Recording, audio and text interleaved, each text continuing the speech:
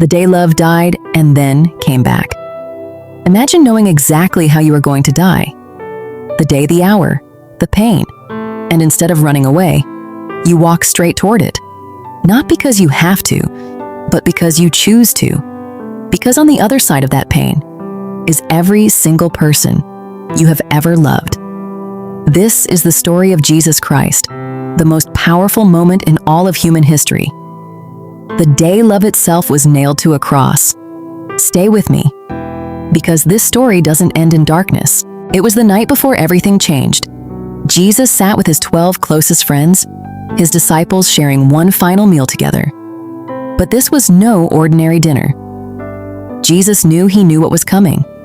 He looked around the table at the faces of the men he had walked with, laughed with, and taught for 3 years. And with complete love in his eyes, he picked up the bread. He broke it, and he said, "This is my body which is given for you." Then he lifted the cup of wine and said, "This is my blood poured out for the forgiveness of sins." The disciples didn't fully understand what he meant, but Jesus did. He was saying goodbye, and then he did something that would define him forever. He got up from the table, took off his robe and wrapped a towel around his waist, and began to wash his disciples' feet. The Son of God, washing the feet of ordinary men. Peter pulled back in shock. "Lord, you should never wash my feet." And Jesus looked at him with those calm, loving eyes and said, "If I do not wash you, you have no part with me." Humility, love service. Even on the last night of his freedom, Jesus was thinking about others. After dinner, Jesus walked to a garden called Gethsemane. He asked his disciples to wait and pray, and then he walked a little further alone. He fell to his knees, and he prayed the most honest prayer ever spoken. "Father, if it is possible, let this cup pass from me." He was asking, is there another way? Does this have to happen? The Bible tells us something remarkable here. Was in such agony that his sweat became like drops of blood. Medical experts call this condition hematidrosis. It happens when extreme emotional distress causes blood vessels near sweat glands to burst. He was that broken, that human. And yet, after that prayer, he lifted his head and said, "Not my will, but yours be done." He chose it, fully knowing the pain ahead. He chose you. He chose me. While he was still praying, torches appeared in the distance. Soldiers, and leading them was Judas, one of his own 12. Judas walked straight up to Jesus and kissed him on the cheek. That was the signal to the soldiers, this is the man. Arrest him. And Jesus, knowing everything, looked at Judas and said only, "Friend, why have you come?" Friend, not traitor, not enemy, friend, even in betrayal. Jesus chose love. Jesus was arrested and dragged before the religious leaders. They needed a reason to kill him. Witness after witness came forward, but their stories kept contradicting each other.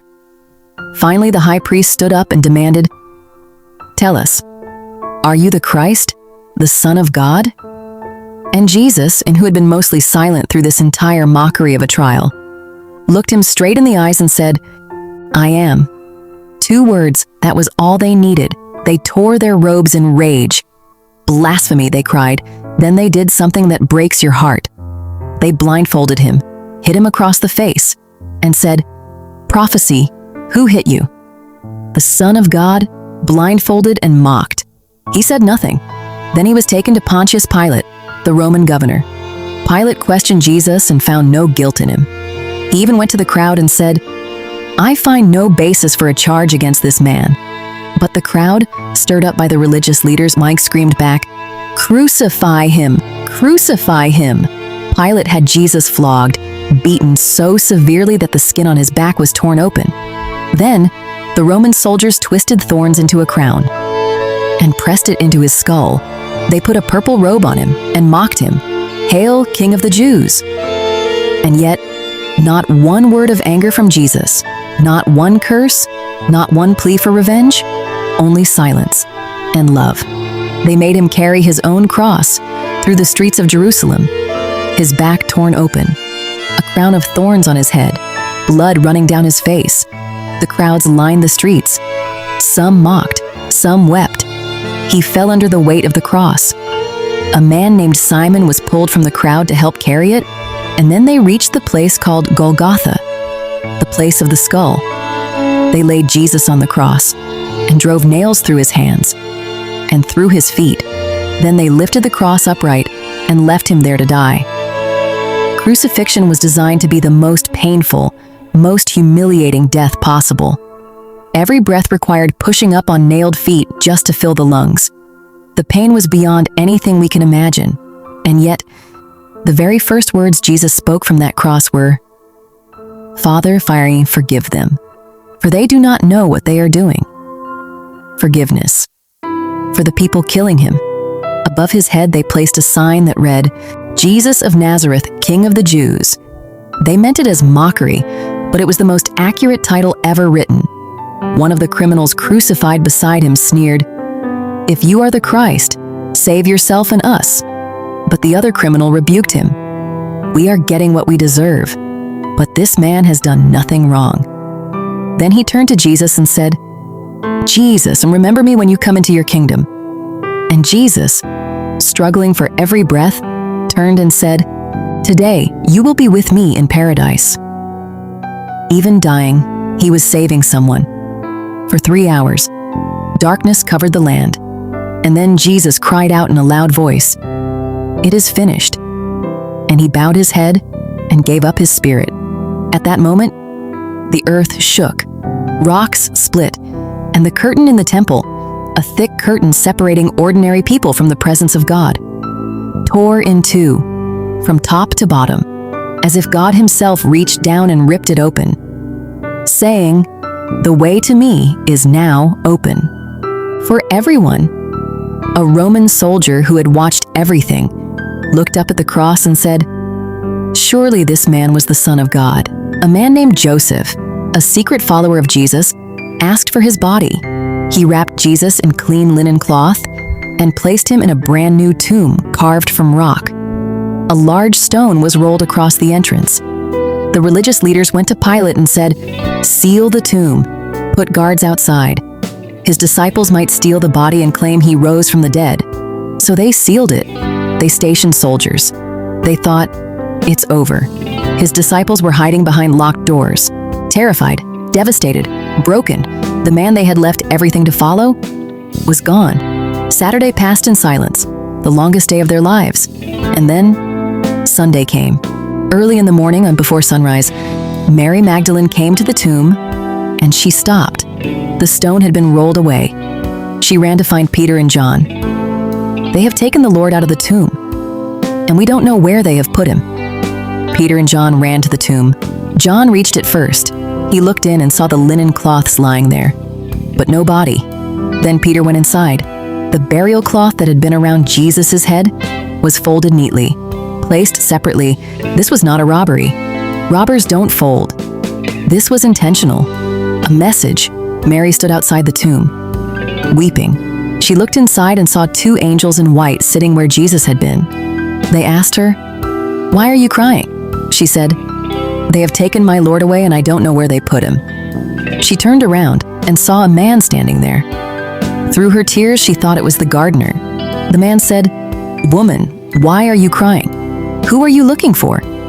She said, "Sir, if you have carried him away, tell me where you put him and I will get him." And then the man said just one word that changed everything. Mary. Just her name, spoken in a voice she recognized instantly. She turned and cried out, "Rabboni," which means teacher. He was alive. He was standing right in front of her. The first person the risen Jesus appeared to was a woman who had wept at his feet, who had been forgiven much, who had never stopped loving him. He found her first. That same evening, and the disciples were locked in a room, doors shut, trembling with fear. And suddenly, Jesus appeared among them.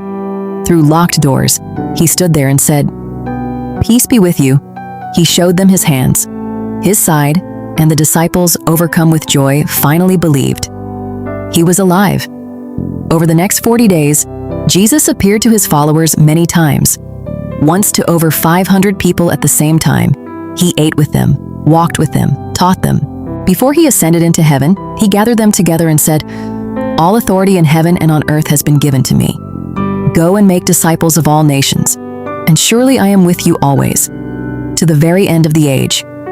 He didn't just die for us. He rose for us. He lives for us, and He is with us right now and in this very moment. The crucifixion was not a defeat.